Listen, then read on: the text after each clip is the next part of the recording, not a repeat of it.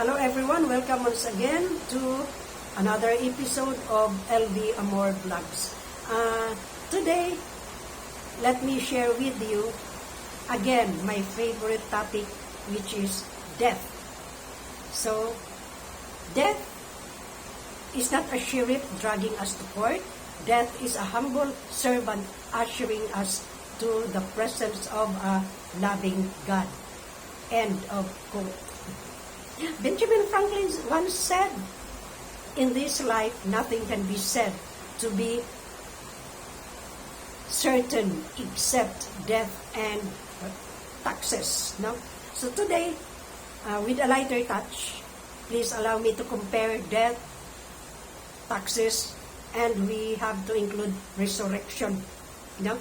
Death, taxes, and resurrection. To begin with, let us start with the schedule. Death and resurrection unscheduled. It can come any moment, any time, anywhere, any day. So with resurrection, no expiry date, no given date. It will come in a surprise. Both death and resurrection. Taxes, it has a time frame, no? When to pay our taxes for the government and private employees, monthly for the businessmen, excuse me, quarterly, semi-annual, annually. Wala ko'y COVID ha, natukan lang ko. So mo ito, scheduled ang paying of taxes, no? And then another, death offers no exemption. Resurrection, no one is exempted. Death, anything, everybody, anybody, plants, animals that has breathed will surely die. Resurrection, everybody will be resurrected. Mabuhi or mapatay. Resurrected yun na tanan. Taxes, there are exemptions. Certain people, certain individuals, group of peoples are exempted. Number one, clergies, no? The pastors, the priests, the low income earners, jobless, children, the retirees, they are exempted to pay taxes. But not exempted to face death and to be resurrected. So, another thing, death gives us rest. Tax gives us amnesty. Resurrection, eternal life. So, what are the kinds of rest? Ikahatag sa death, free from, we are free from all kinds of troubles, hurt, pains, trials, the pains, ato mga illnesses, mga maintenance nato, mga medicine, mawala ka na. We will be free, no? Kung mamatay kita. So muna gi-offer na benefit sa kamatayon, whether we like it or we don't like it, no? And then sa tax, kung tax evader kita, mo-offer siya amnesty. Na ay amnesty, no? Resurrection, eternal life or glorious life. So, death and taxes, mawala sila. When a taxpayer dies, tax will also cease, no? Will die with us ang tax. Unlike sa resurrection, glorious life, magpadayon ka na. Now, unsa na to pag-attain niya ng glorious life? Today. Today is the day of salvation, so today na to natrabahoon, no? Sayon na kayo, the ABCs of salvation or the ABCs to a glorious life. Letter A, accept, acknowledge that we are all sinners. All. When I say all, that is all. Dili man kumayog English, dili man kumayog grammar, mobitaw nang di kay ko in English kay hinawayon na ba puning tao? Masawayan ta, maulaw punta, no? So, dili ko maayo, anak. But then, kanang all, nagkasabot po ko, anak, nga, all, walay exemption ni anak, walay exempted ni anak. All gina siya. For all have sinned and fall short of the glory of God, no? Etc., etc. Basahon na nato, Romans 3. So, accept and acknowledge. After accepting, after acknowledging that we are sinners, repent. Repent. Repent, for the kingdom of heaven is at hand. Matugpa ni John the Baptist, no? So, repent. Letter B, believe on the finished work of Jesus on the cross. Believe on the finished work of Jesus on the cross. The shedding of His precious blood for the remission of sins, His crucifixion, His death, His burial, His resurrection, and we will include ascension. So, mo ka na believe. For by grace we are saved through faith, not of ourselves. It is the gift of God, not of works, lest anyone should boast. So, itong balikan ang gift of God.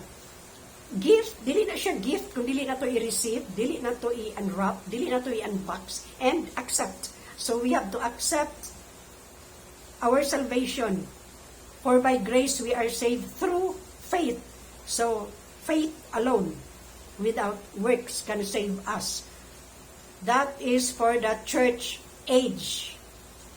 Oh, that is the gospel of Paul, according to the Lord Jesus Christ.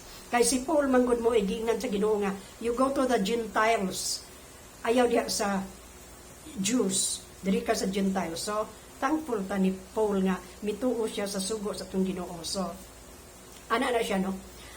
For without faith, we can never please God.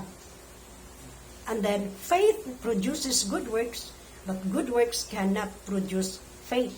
So, mo na, no? Believe, just believe on the finished work of Christ on the cross. Ato ginantuan kay diha nakasalalay ang ato ang glorious life. And then letter C, confess with our mouth that Jesus is Lord. He is our Savior. He died for us, for the world, to save our souls. So, confess, no? Atong i-confess nga, He is, I am that I am. I am the door. I am the good shepherd. I am the bread of life. I am the spring of living water. I am Alpha and Omega. I am the one who created heaven and earth. I am the one who died on the cross for you people. And the Holy Spirit, the sustainer, the comforter. So, tanan-tanan sa iyang attribute ato binan i-confess, no? So, atong testimony i-appeal pa na nato. And another thing, confess our sins on a daily basis.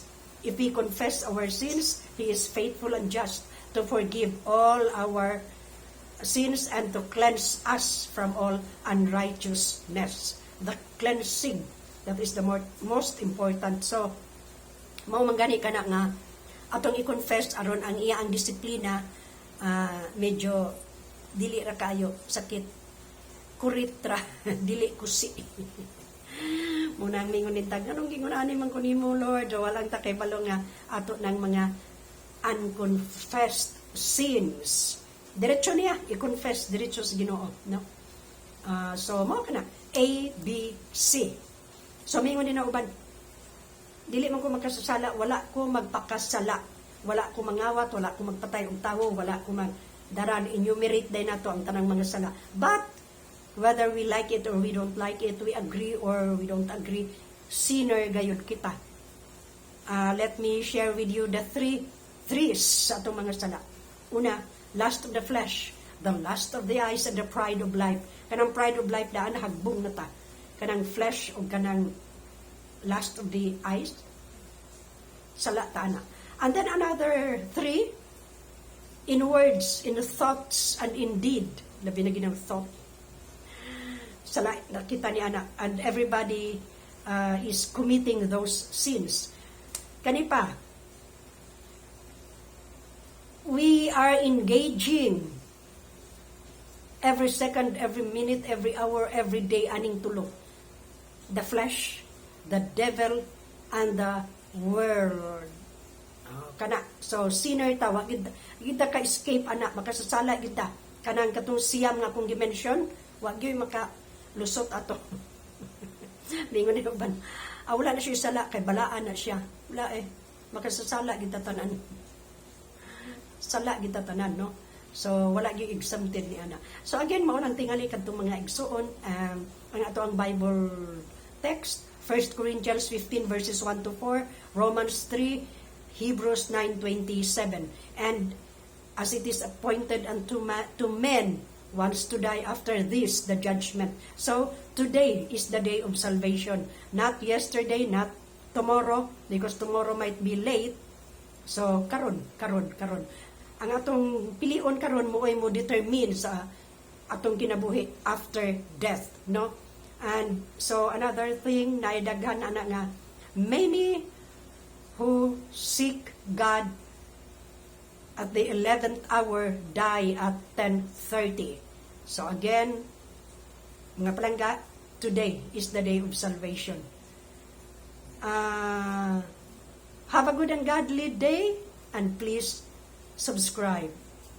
Until next time, bye-bye.